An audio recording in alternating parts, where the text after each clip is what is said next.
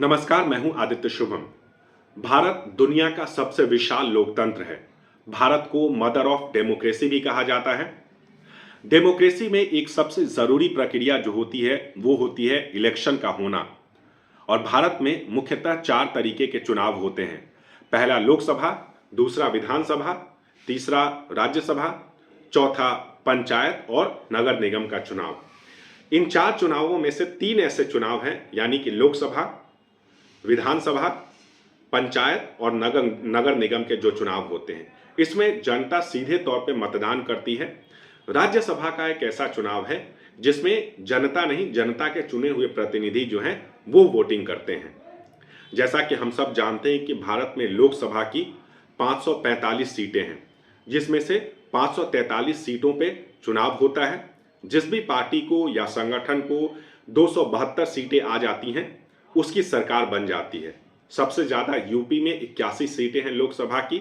सिक्किम, मिजोरम और नागालैंड, ये तीन ऐसे राज्य हैं जहां लोकसभा के सिर्फ एक सीटें हैं। आज के वीडियो में हम सिर्फ राज्यसभा चुनाव के बारे में बात करेंगे, क्योंकि मार्च में राज्यसभा के लिए चुनाव होने हैं। तो सबसे पहले हम जान लेते हैं कि कितने सीटों पे चुनाव होने हैं।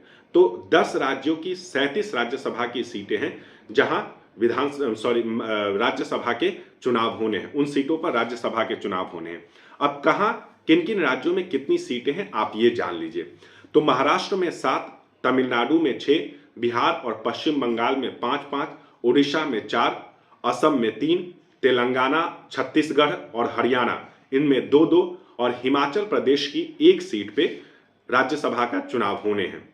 अब ये जान लीजिए कि कुछ ऐसे प्रमुख 37 राज्यसभा के सांसद हैं जिनका कार्यकाल समाप्त हो रहा है। तो कुछ ऐसे प्रमुख नाम जान लीजिए जिनका कार्यकाल इस बार अप्रैल में समाप्त हो जाएगा।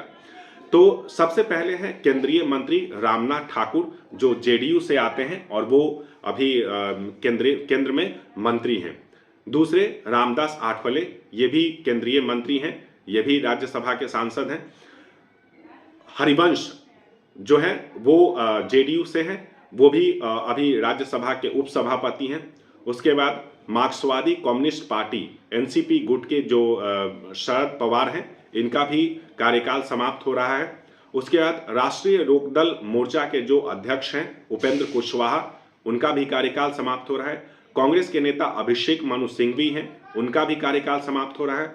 ऑल इंडिया अन्ना डीएमके नेता एम थम्बी दुरई हैं, उनका भी कार्यकाल समाप्त हो रहा है। और डीएमके नेता तिरुचि शिवा जो हैं, इनका भी कार्यकाल, ये कुछ प्रमुख नाम हैं, 37 में से कुछ प्रमुख नाम हैं जिनका कार्यकाल अप्रैल में समाप्त हो रहा है।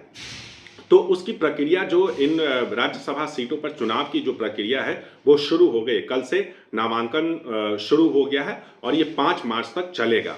और जो वोटिंग है वो 16 मार्च को होगा और पूरे दिन वोटिंग चलती है और शाम तक या रात तक उसके नतीजे आ जाते हैं।